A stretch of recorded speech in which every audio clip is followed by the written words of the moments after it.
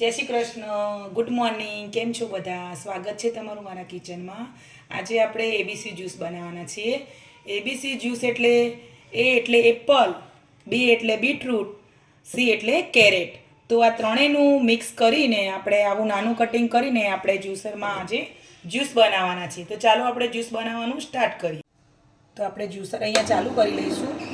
આપણું juicer on થઈ ગયું છે. હવે આવી રીતે થોડું થોડું એક સાથે નથી નાખવાનું, આવી રીતે થોડા થોડા ટુકડા એડ કરવાના છે.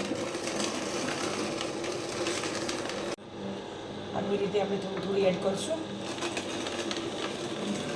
આ જ્યુસરમાં આપણે જ્યુસ બહુ સરસ નીકળે છે. આ ક્યુબિન કંપનીનું મશીન છે.